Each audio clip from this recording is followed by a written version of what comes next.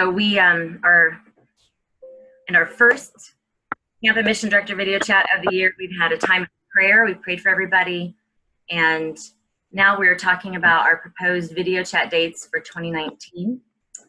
And my cursor's going on without me. Here we go. So does anybody have a conflict with the dates on the screen in February, March, and April? I mean, February, March, and May?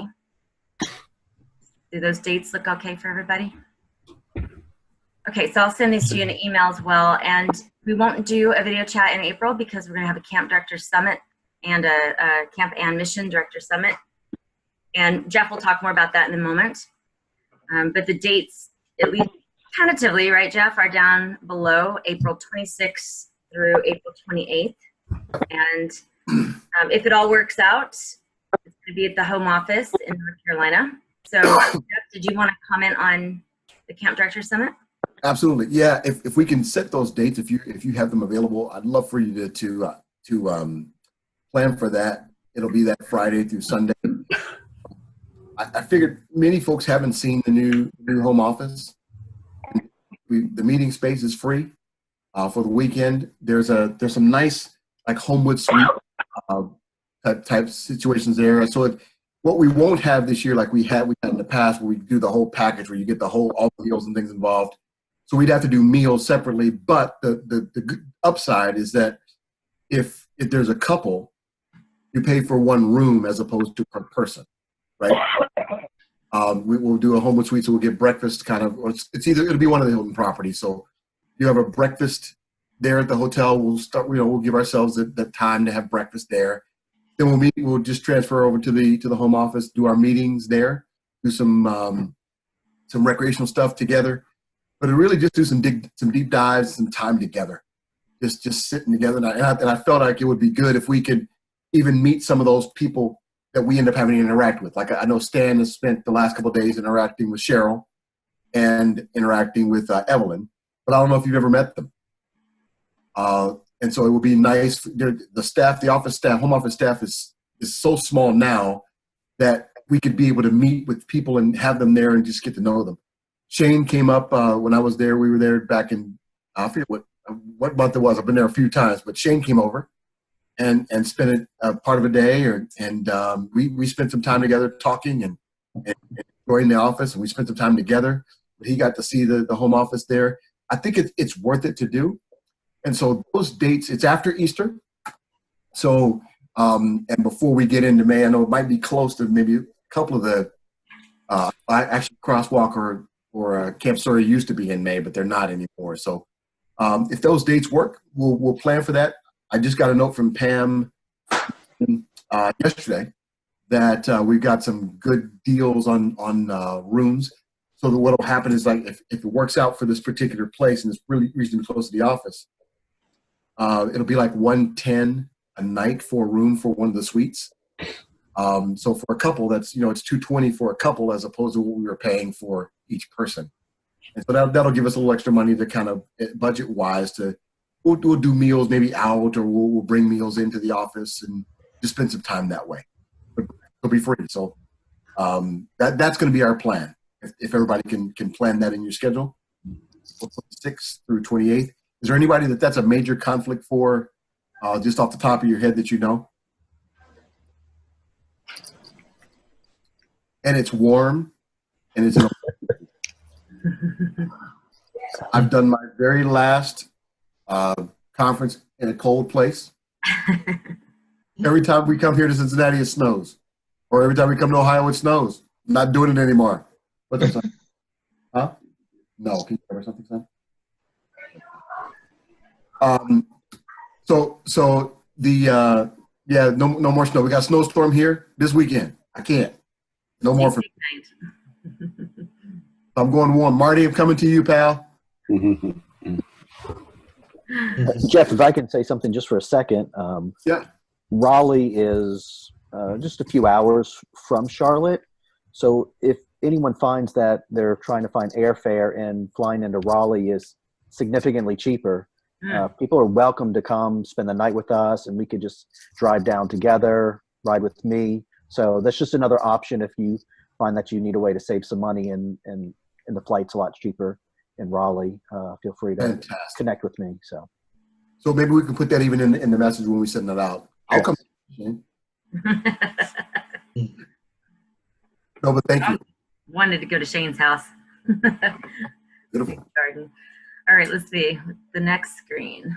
Okay, so I wanted to mention, I know you all are probably aware, but I just have to mention it every time, that we have a lot of training videos on our YouTube channel. And if you go into YouTube and just type in GenMin training, it should pop up. But I've also included it in many past emails, and I can send it out with the notes from this meeting. And some of the video chat topics that are already available and mandatory, by the way, are the risk management 101 and 201, the camp finances, and the theology. But there's a lot of other ones out there. Some of them are they're out of date because the curriculum's passed and you don't need to know about, being in the grip and all that kind of stuff. But other ones like, let's see, recruiting and marketing, we've covered that a couple different occasions, website development, and there's lots of videos with best practices that you can listen to. Especially if you've got new people that you want to bring up in leadership, it's a good idea to send them out there and ask them to watch some of these videos. The one we do with Matt and Pam is really good on finances and necessary, like Rebecca for your new treasurer, to go out and watch that. So there's also the faith webbing session from last year's camp directors and camp and mission directors summit. So that's a good one to watch as well.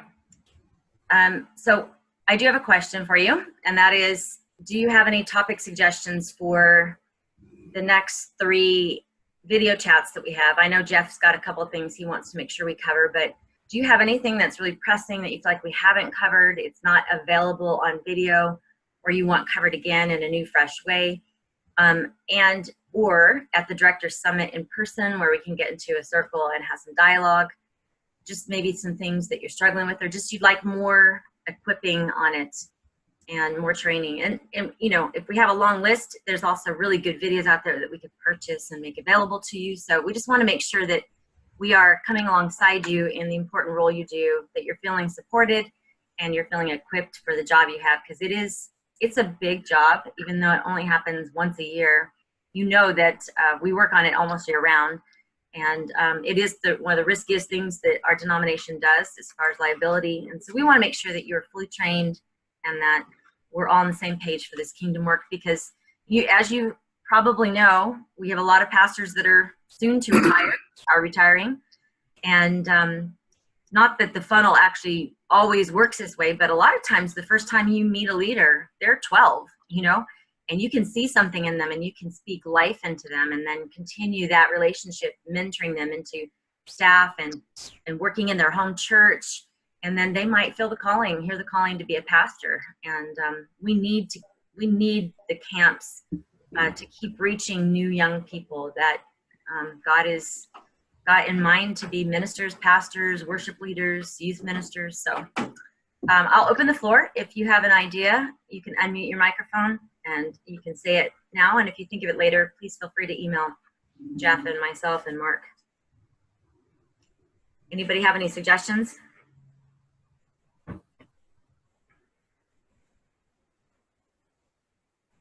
Our higher ground has historically had our leadership, our core leaders across 4 different states. So it was rare that we could really get together. Yes. But now with the change, our core leaders are a little bit more centralized. So we're going to be able to have more team meetings. Mm-hmm. So maybe just some ideas on how to create some helpful team meetings, the things that could be discussed. Those of you, I know, SoCal and some other places have been able to do this ongoing because of more centralized staffing. So if you could just maybe share some of those for those of us who maybe don't do that as often and maybe need to be more intentional about it. But having, I think, regular conversations with our core team, it just makes camp so much better when we can do that. And if we can do it in person, even better. That's awesome. Maybe we could do a whole webinar on building a team and working as a team and what that looks like. And I know Crosswalk you guys were probably champions of this, like getting together and building that team and having that year-round kind of a mentality. So you can maybe contribute to that conversation. And I know Jeff is now certified, or I guess you're certified, to lead the leadership voices, the 5 voices of leadership, which has been so helpful in working with a team, knowing what voice you have and the voices of your team members and how to work together toward making big decisions. So maybe something like that. What do you think, Jeff? Would that be to do a whole night on just building a team? Yeah, just do a deeper dive. Now we started the process at the summit. Right. Actual training that Rick Schellenberg and I did is called Transforming Team Communication. Oh, okay. And it's using the understanding of the voice, the different voices that we have, and how to really call up and give everybody's voice a chance to be heard and to be valued. Which is not something that we are naturally good at. The statistic that they use, and I think it bears out, is that in any group of people, 82% of them generally don't feel heard and feel valued. And there's lots behind it, and I can walk through that with you. But I think that's definitely something I was going to go through with some of the directors that wanted to. But I was going to make it a part of. We can make it a part of one of the webinars, and even part of the weekend, our summit together. But we're putting our pastors and our regional directors through it. We're putting international folks, because I would say this. I'll tell you this. We spent about 3 years now working with Giant Worldwide, which is the consultant group that we've been working with as a denomination. I can say in 32 years in ministry, I wish I had this 30 years ago. Mm. I wish I knew the things I've learned in the last year and a half about my own leadership and about other leaders in the room, and being able to call up and bring out the best in people and actually have them share their voice and have people recognize that we're different, but every voice is necessary. I wish I had this even 10 years ago. Mm. I was a completely different leader. But the timing was now, and God had that timing for me now. And I'm really looking forward to it. I'm taking you through our young people through it. Just in helping. It's not a program. It's really a chance to expose them to communication and leadership growth together, right? And it's powerful. To me, it's powerful. So I'd love to do that. I'd love to be a part of that. Well, maybe we can make that the next topic. And then when are you launching your group for the as soon as the Ignite's over is when I'm going to send out a message to the director of you guys again, and whoever wants to participate. We may do it in one group or 2 groups. It's pretty much 6 sessions, about 90 minutes, right? Depending on the size of the group. It's about 6 sessions of 90 minutes that you can go longer and go deeper, but it's a deeper dive. And I think you get the best out of it when we can kind of work back and forth together and talk together with each other. So what if we launched your next group, your first group, after we do this team webinar, building a team, and you can kind of use that as your launch pad, and people might get a taste of it that night and go, wow, I want to take this back to my team for my camp leadership. So, and I need the training in presenting it anyway, so you give me good feedback too. Okay. Reality is my friend, so I think it'd be helpful. Okay, great. Well, there we go. We had our topic for the next webinar. Anything else that's you've thought of as we've been chatting? Anything pressing? Something that you feel is kind of just a hole or a weak spot, or new fresh ideas for something? Can you hear me, Ann? I sure can. Yeah, I sent one suggestion in on chat, an idea we might explore at a webinar, and then maybe make a training video if we had some actors who could act it out and film it. Could be really good for our counselors and new counselors to watch, on YouTube.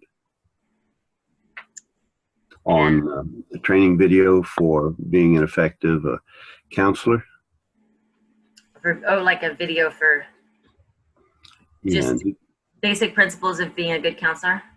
Well, I would divide it into three things: safety and supervision of the campers, participation and motivation from the campers, and spiritual mentoring and discipleship of the campers. So, if we had like some people acting out how to do that as a counselor, I think that would be helpful for counselors, particularly as we take on new ones each year, to kind of if we had some skilled people who could do some videos like that. And maybe in the webinar we could share ideas on what makes effective counselors, what are some of the working out of the standards of excellence from the manual and so forth. So did you see the chat line that I sent? Mark, I guess Mark is managing it, so. Yeah, I Okay. see it.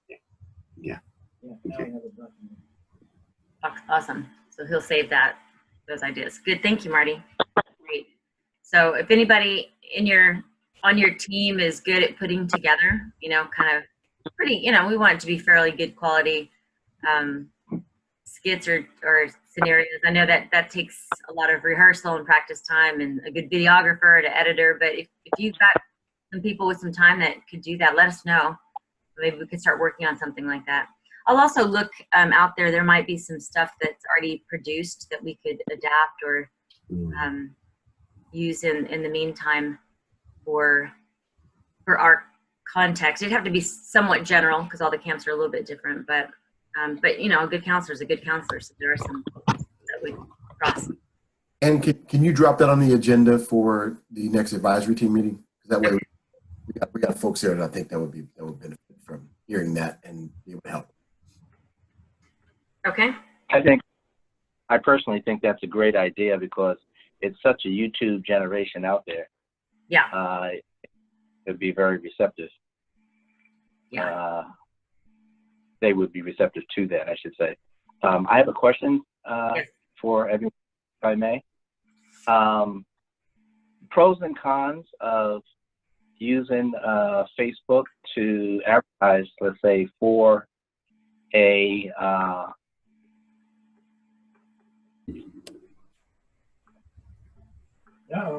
paintball or riflery certified person. Would that be okay, or do you think that would send up too many red flags to the campus saying, oh no, they may not have paintball or riflery at camp, but they don't have a certified facilitator? Pros and cons of putting it on Facebook. Just send a message to you got the folks here on this call here. If any of you have certified folks for riflery or paintball, if you've run it at your camp, if you guys have actually been the ones to run it, or you know somebody like that, I think that Stan, that might be the way to go, because some of them have run paintball. I know Camp Surrey did when they were at Crosswalk. I know Mountaintop used to, obviously, and Shane, I don't know if you guys did. I know for riflery, we had Taishan's camp. They do it every year. So I think there's people out there. It's just a matter of reaching out. I don't know personally, I don't know that I would advertise that way for an instructor on Facebook, but that was my concern. Right. Do they have so opinion on it? It's okay. This is my personal opinion. This is not my leadership opinion. This is my personal. Yeah. Do they have to be certified? Yeah. For riflery, they do, and I think that's what Evelyn sent back to Stan. Okay. That's right. They had to be actually certified. One suggestion is trying to find some of the local Boy Scout troops that are in the greater Hickory area. Get the word out. Lots of those guys are certified in riflery. Yeah. And then also if there are any paintball courses within, 30 minutes or so of that area, you may have some young guy who is certified in it, and you give them free lodging and food for the week, and they would love to come and run your paintball because they get to play it too. So there's maybe trying to find something local around the Hickory area, And who knows, this person might be a way to kind of connect them to the local Hickory church too, if they'd already have a church community. So, yeah, great suggestion. Thank you. Good thought. Good thought. Thank you, Shane. Stan, write down the name Kim Slowick, Slowek. Kim is Slowek. She's the assistant director up at New Heights, and she's a part of the camp school, the teaching schools for the Boy Scouts in the Northeast.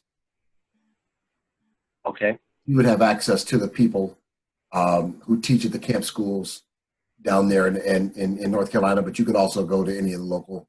You can look up the local troop or look up the local council there in where your camp is. Okay. Excellent. Thank you. I knew you all could help. So when we get together in April, does anybody have anything that they want to make sure we discuss or address? Sometimes there are things we want to talk about that we really don't want to record, and we kind of want the conversation to be more give and take and not recorded. So that time that we have in person is really valuable. We want to make sure we spend it the best way that we can. So anybody have any requests for us and Jeff that we make sure we make space for a conversation or a topic? I've always gotten so much out of the kind of the best practices conversations that, you know, most of the camp directors and leaders are there going around in a circle and just sharing one or two things that their camp has done or does that really, you know, makes things go so much better or was a home run, as opposed to someone has a camp problem and then we spend the whole hour trying to solve their one problem. I'd rather hear 20 great things than trying to solve just one thing. Not that we don't help those other people, but I think there's a different avenue for maybe taking care of that. Yeah. Amen. Yeah. I agree with that. I second that, because some of our things that really work well at SoCal, we got from the director's summits on what works well. So for others. So we'll make sure to include that in there. Anything else? Lee Berger, is there anything that we can include to make sure that the mission people feel supported and equipped for what you guys need to do? Yeah. I'll give that some thought. I appreciate that. And yeah. Yeah, we love being a part of the group and being involved. So I'll give that some thought and talk to my other 5 leadership folks, see what they think too. Excellent. Personally, love to have Camp Surrey not just tell their story, if you haven't seen it, but actually show what God has actually done. Mike Rasmussen's put together a presentation for some of us in the denomination, just to show what God has been doing there and how Camp Surrey or Crosswalk has found its way to integrate into the life of it always was integrated in the life of the church, but integrated in developing leaders and integrated itself into the community as in the church. And I'd love for people to just see what it actually looks like, what God actually did, and how God uses not just, you know, that day camp, or that, you know, those day long events, but really how the membership have bought into the vision of it. Just fun stuff that the community does. I mean, when you have a community water balloon fight, that's cool, right? That your camp is sponsoring a community water balloon fight. That's awesome. So anyway, I would love for you guys, if you guys would plan that, to take some time and just share either the presentation that Mike put together, some of the presentation that Mike put together for us, where we can kind of see the visual of, you know, of Surrey Hills and just how that whole thing played out.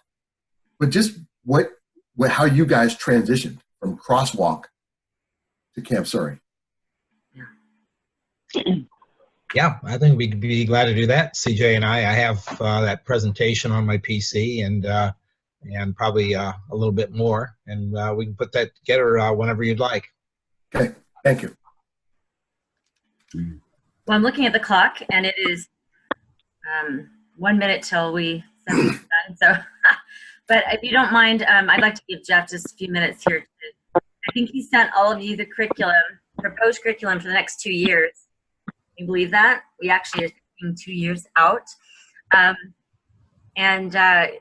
Jeff had some time away alone with God, and he gave him some very specific words, and so he's kind of put them into a document, and of course it's being fleshed out and edited, and we're adding to it, but he sent it out to you. I don't know if you've had a chance to look at it, but Jeff, I can stop sharing my screen if you want to share your screen and just say a few words about it and get any input or feedback. So Sure. Okay. Let me just take a minute and give you just a little bit of backstory. We've been talking about the camp curriculum. We've been talking about where we needed to go, and Greg Williams gave me a pretty clear mandate as far as GenMin is concerned. And that mandate is to make sure that what we are doing is we're being an on-ramp for young spiritual leaders in our denomination, that we can see them, call up, build a relationship with them, intergenerational, incarnational relationships, and that we integrate what we do and what God has given us to do into the life of the church and into the communities around our churches. And that we bless these young people who are coming to our camps and missions and give them a place where they can be regularly nourished, not nourished once a year. Or we can develop leaders for that purpose. And I would say toward the end of the year, I'm in a transition. I don't know if all of you know this, but I am transitioning out of full-time pastoring. Earlier last year, I was asked if I would participate or be a part of not just handling the GenMin national coordination role, but serve as an assistant regional director here in this region and become a pastor, help be a pastor. And prayerfully with my family and folks that I really trust, prayed through it. I spent about a couple months praying through it and just felt like it was what God was calling. And so I'm stepping out of full-time pastoral ministry as soon as we find a pastor here for Columbus City. And so I began to take on some of the responsibilities and looking at them, and then GenMin a lot more, and still doing the pastoral work. And toward the end of 2018, I began to feel like I was doing a job, and it happened so quickly. And that bothered me, because what I felt like was so much of what was happening around me no longer ministry with Jesus, but it was kind of serving the church, or things, and trying to get my mind wrapped around the service areas. And so we had the last week of the month of December off as pastors. Normally I don't take those, I don't take those days, Office was closed and pastors, we were off. And this year I felt like God challenging me that time and listen. And so I prayed with a pen. It's been a week just listening. I put an message up. You probably saw it if you sent me anything. And I just spent time listening for the Lord, listening for what he's trying to tell me, and recalibrating all of this stuff to make sure that I'm joining Jesus in ministry. One of the things that came up, and thanks to Shane, because Shane was having a leadership meeting coming up with his team, and he wanted to know a little bit more about the curriculum. And so that was actually already a part of my mindset, but I just laid that before the Lord, and I felt compelled over that period of time, and I just asked the Lord to help me see it. We were in Scripture, and one day I had a notepad there, and I just felt the Lord leading me to write, and I just started writing. I just wrote what I wrote until I was done, and it was about where we are as a denomination, and where we are with our young people, is discipling. Not just discipling them, but discipling them to disciple others, and making that a priority, making it a priority that we are equipping and sending a generation, or sending generations into the mission field with Jesus. We've done a great job of loving on them, and we've done a great job of even trying to help them find ways that they can serve and do ministry. But I felt the Lord compelling me to talk about and bring to the forefront for us, we need to send them. We need to send them into the mission field in a local church context, not a camp context, not a GC night context, but a local church integrated with intergenerational ministry. And so the Great Commission became the only place I could go. And so what I sat down and felt the Lord gave me was just a breakdown for a curriculum that dealt with the Great Commission. Breaking down the pieces of the Great Commission, not just kind of, okay, this chapel can be this and this chapel can be that, but really a progression of preparing them for what the gospel is, what it means to them, and then sending them. And so I presented that to the GenMin advisory team. Their feedback was, at the time, it was too much for what we really needed to do at a camp in 1 year. And they gave me some other feedback on kind of where, with our young people, just kind of recognizing that many of them they don't have a biblical worldview. Many of them are not biblically literate. So going into the gospel in itself and going into the Great Commission from Scripture, even doing it in Scripture, might be challenging for them. And so we've got to bridge them to it in some way. And so I wasn't discouraged, but I felt like, okay, Lord, I know that you gave me this. And it was from the perspective of, it wasn't even the perspective of the Great Commission of, go make disciples. It was from this perspective.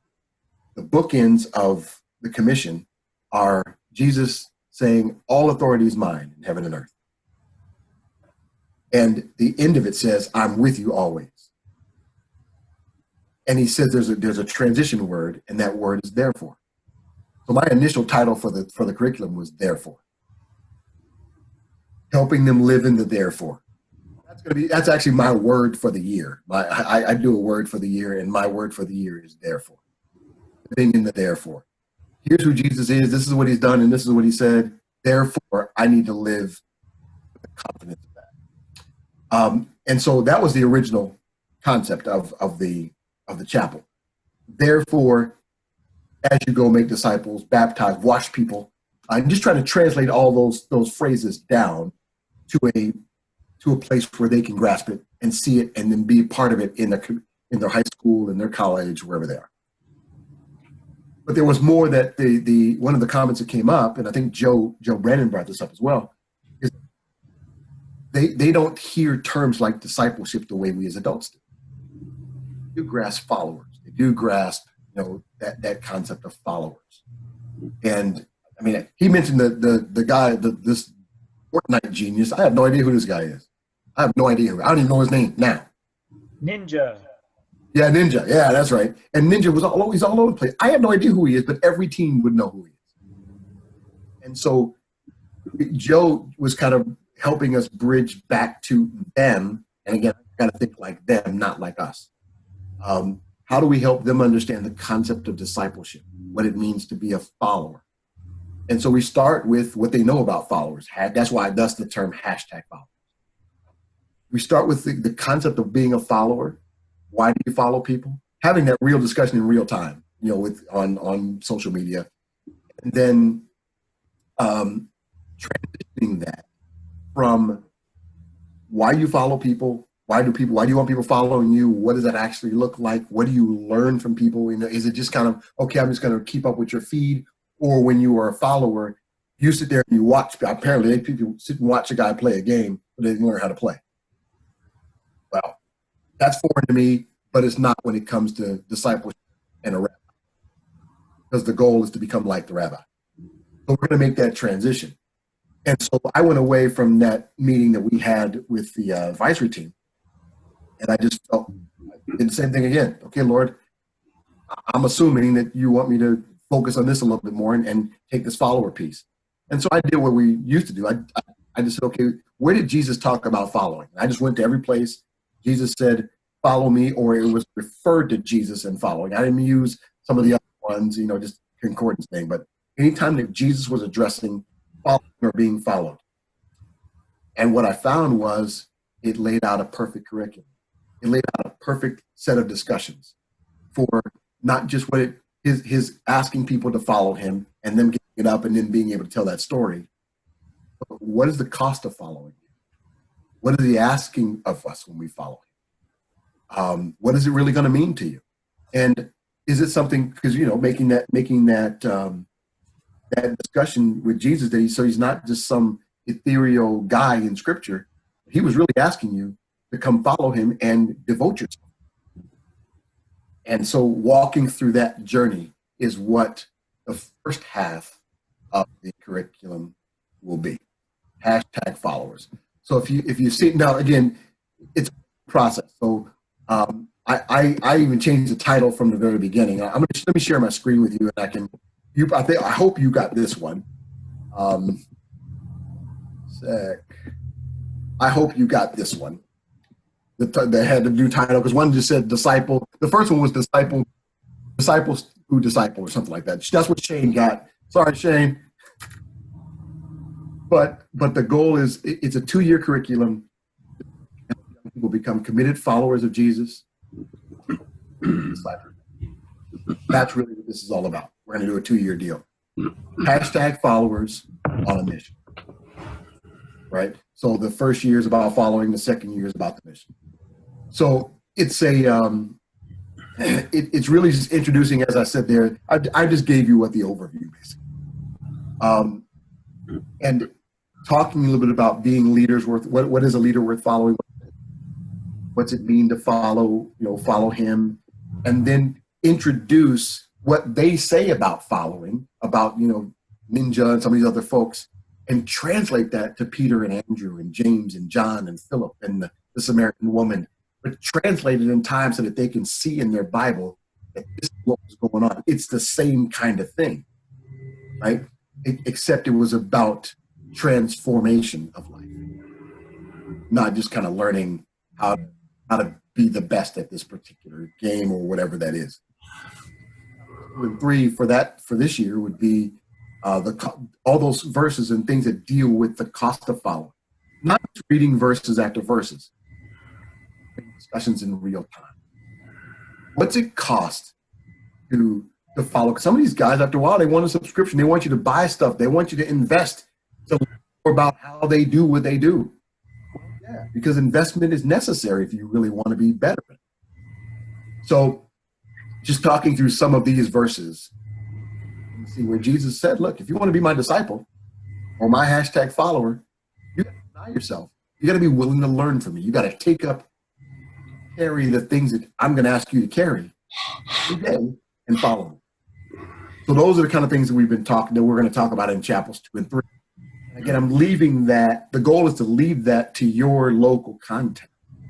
It'll look different in your local content.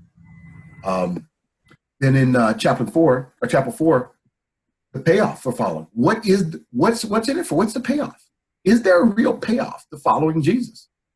Because this is when we transition this and we start talking about long-term and short-term following. And you see the same thing with anybody that we follow, leaders that we follow.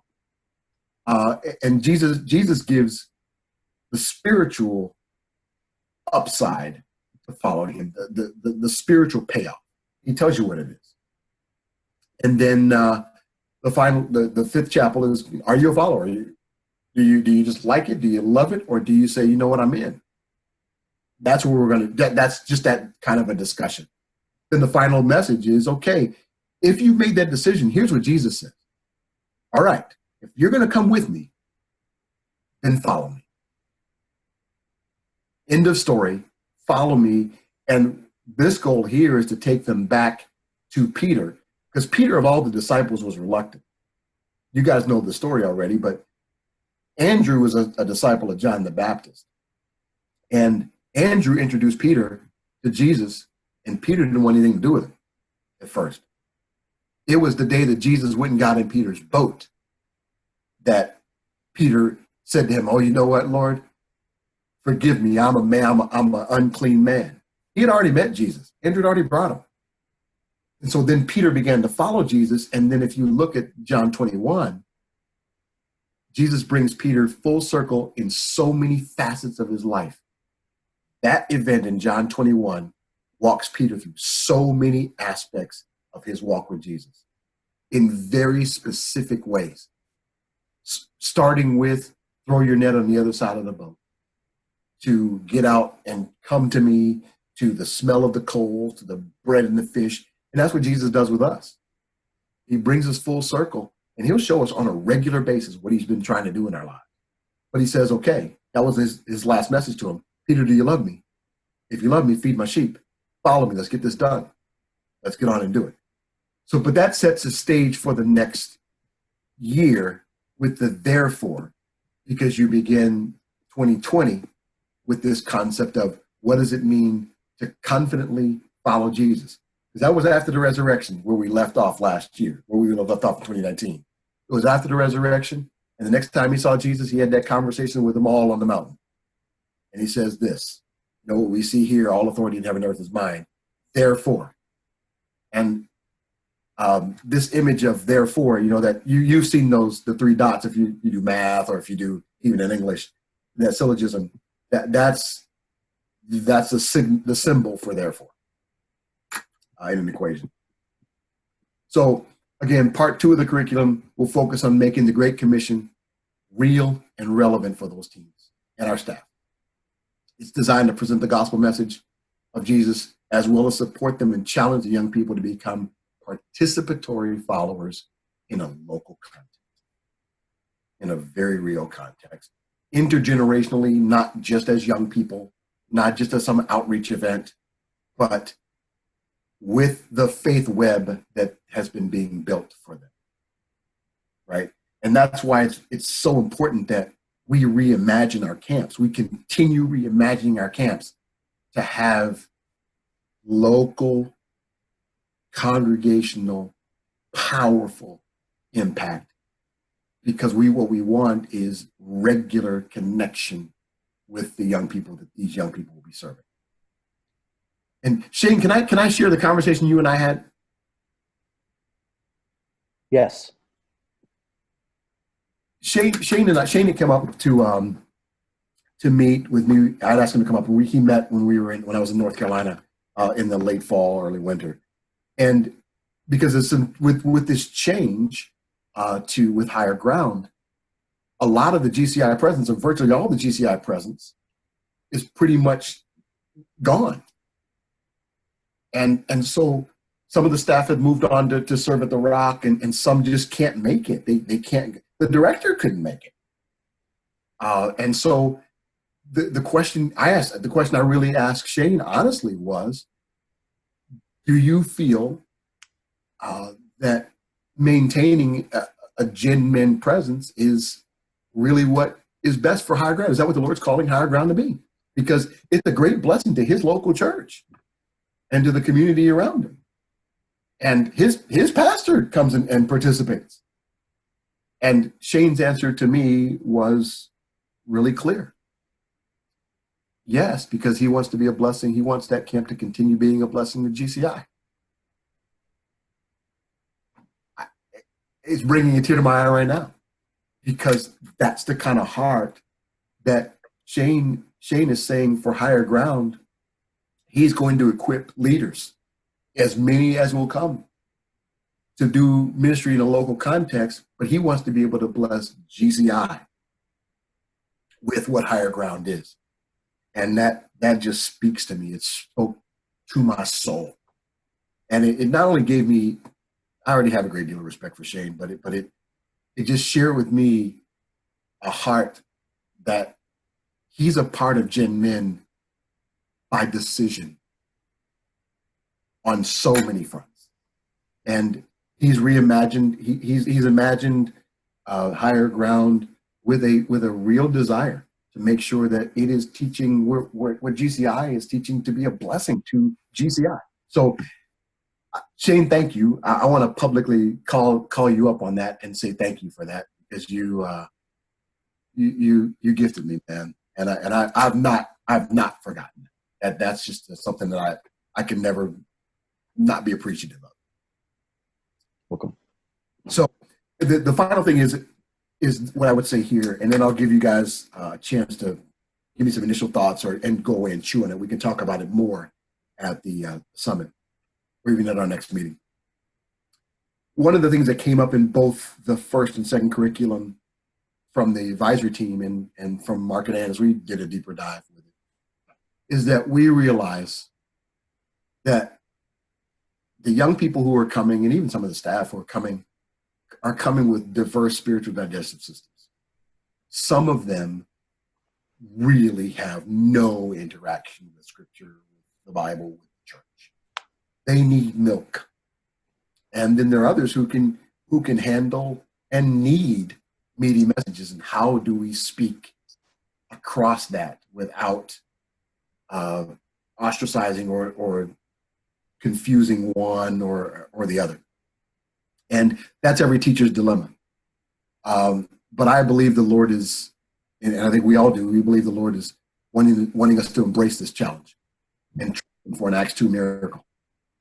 That what we share, what we plan, and what we share at our camps will be heard by the 100 people or the 50 people or the 30 people, the young people who are there. It'll be heard by them, and they'll hear the wonders of God, the wonders of God in their language. And in that'll feed their digestive system. Because it is true. We're looking for it. We have an Acts 2 message and an Acts 17. And I just believe that Jesus will help us and the Spirit will help us engage in relevant and even uncomfortable conversations in a way that allows us to cut through it all with a open, welcoming, clear message of who Jesus is so that we can live in the therefore. That's the consideration for both of these years. It's setting up one for the other. And I when I did it initially, I had ideas for people to ask different people to take on a part of one of these chapels or take on one of these chapels and bring some things that I know you're gifted in to bring to the table. And I'm going to ask personally, but I wanted to put it out here to you because I really do believe this came to me from the Spirit for GCI, for GenMin, to fulfill the mission and the challenge that I've been given and that we've been given to love kids, develop leaders, and send them as generations into the mission field with Jesus.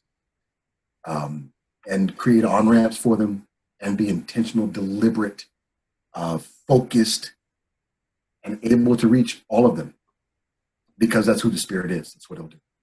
So that's my presentation on this, and you can chew on it and make notes on it and send them back to me, share what you see.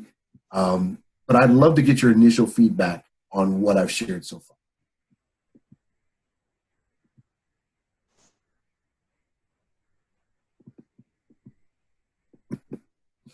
Well, if you're asking about what you just shared, Jeff, I mean, that's exciting. It's exciting to be,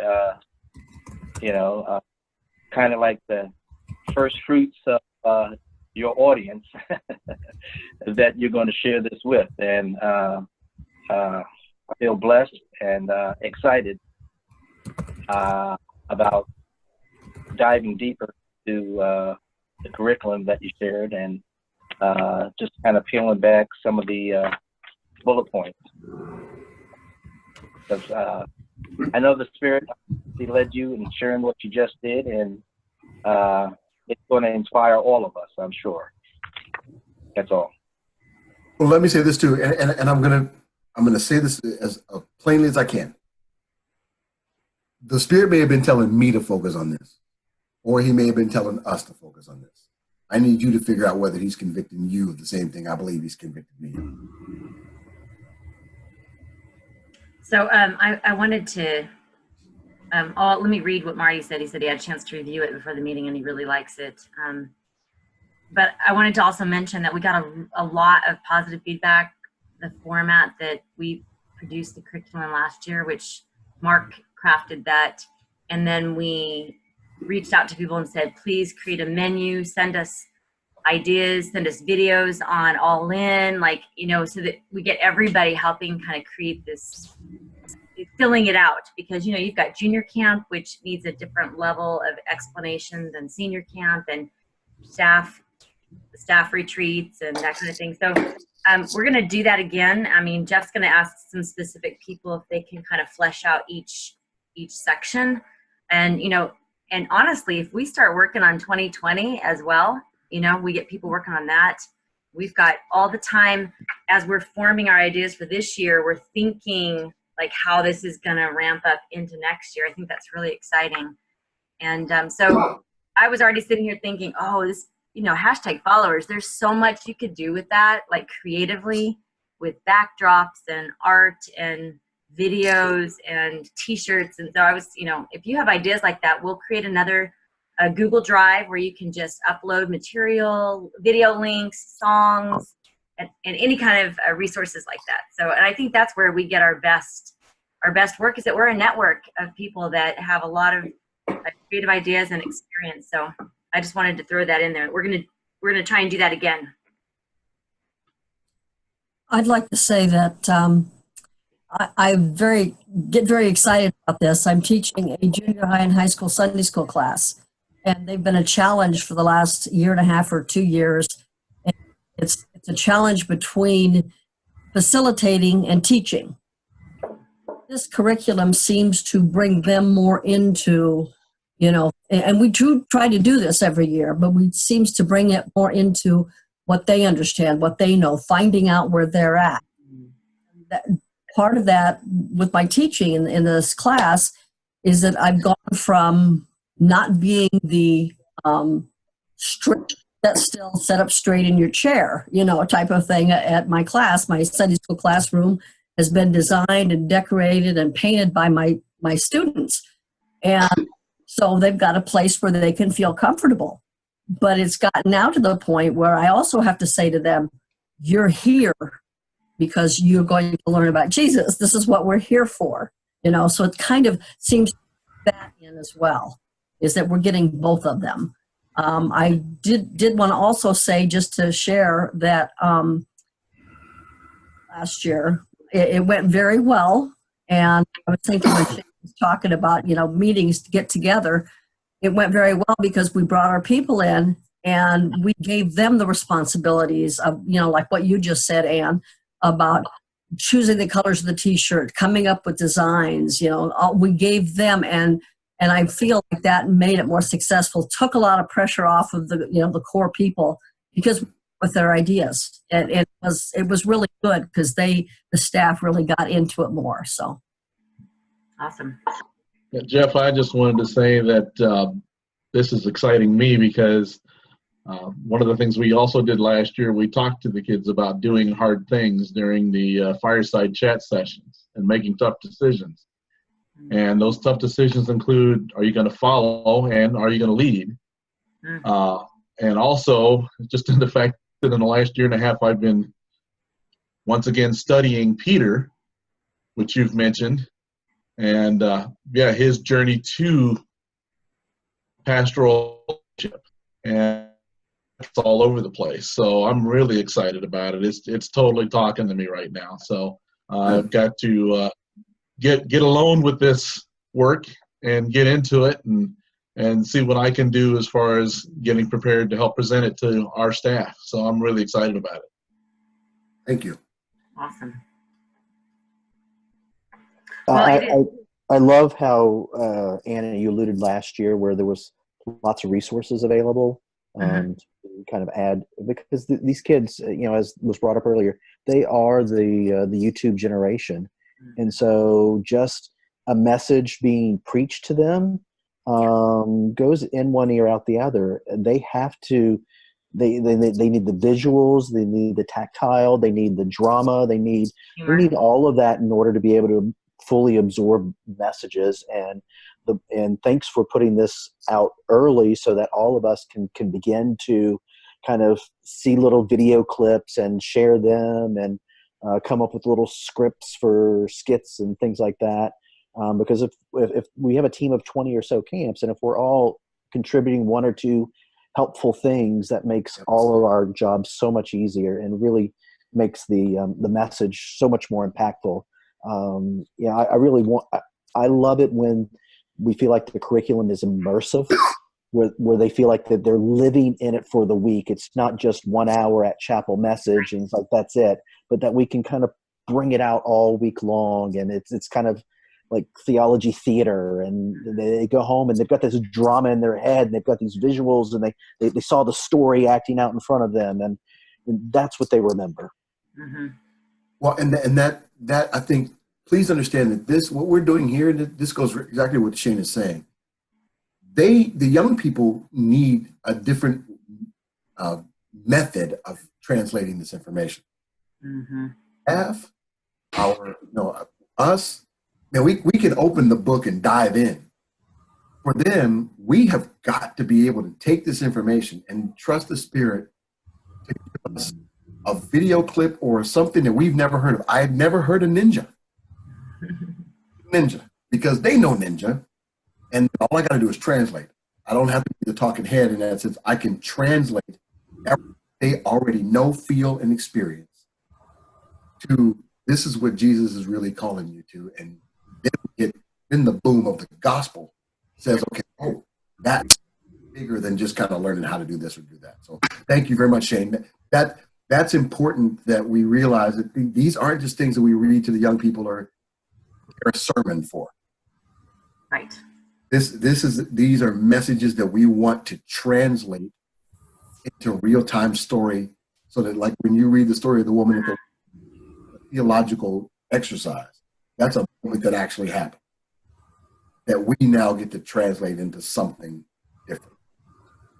You know, one of the things that we did at the end of last year, and I'll make it really short because I know we've run a half hour over, but we were really trying to find a physical thing we could do that was all in, you know, and we were wrestling with the camp. I wanted to do all these really crazy things, but they wouldn't allow me to do them. So what we ended up doing, the camp we were renting from, yeah. So what we ended up doing is on the last night, we had the junior campers climb up this inflatable slide, and they had written down one way they were going to go all in when they got back home, and then they told their counselor, I'm going to go all in with, you know, a relationship with my dad, and then they would yell, I'm going all in, and then they would slide down this inflatable slide. And the senior campers, we kept all this a secret. They didn't know. We made them, we offered them the opportunity to slide down a wet hillside, slip and slide down a hillside in their clothes. And we made sure they didn't have anything in their pockets that, you know, they don't have their phones anyways.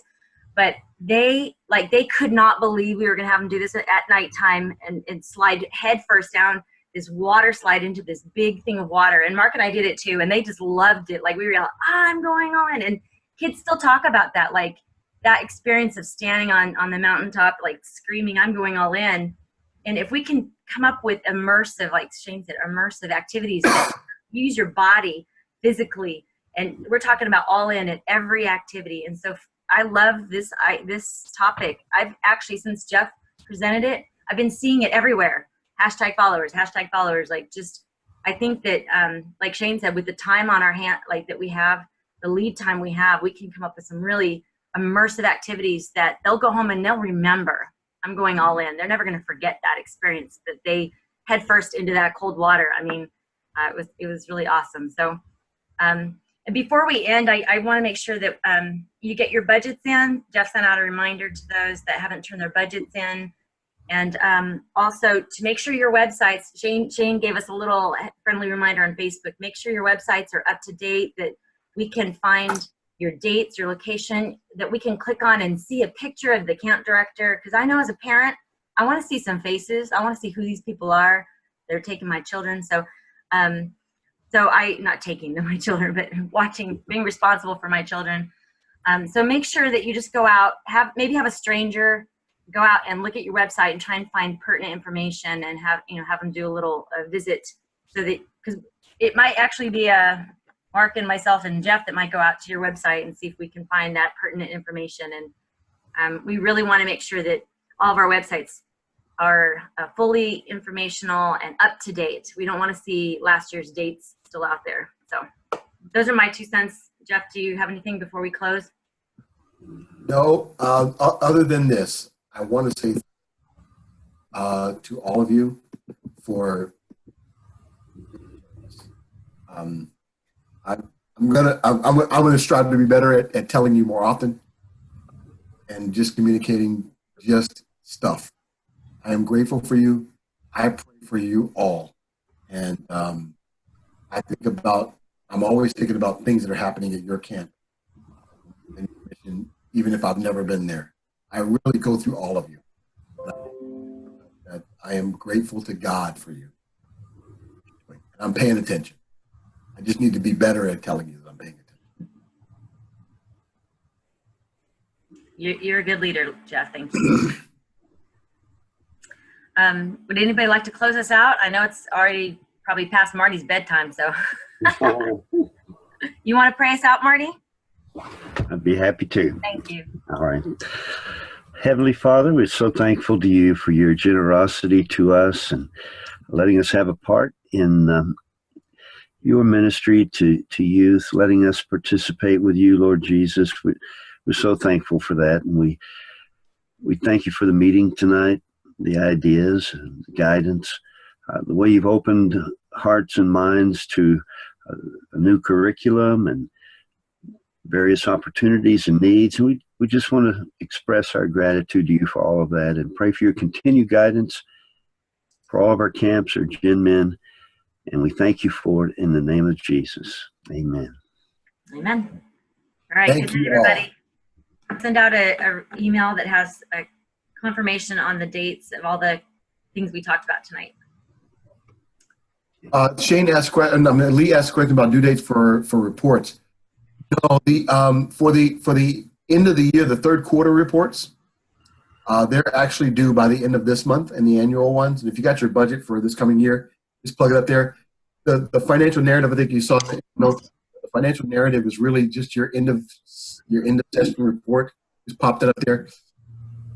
We're about to do all of the turn all of our camp information into the IRS, and so that's really important. We've not been diligent on it, but I mean many of you are, but there's some that aren't. And I just need you to kind of keep up and catch up. And if you haven't had your financial review, external review done, have that done too, please. But that's the goal. We like to have them done by the end of the month, if not very early next month. Great. Okay. Thank you, everybody. Thanks. Good night. Good night, everyone. Bye.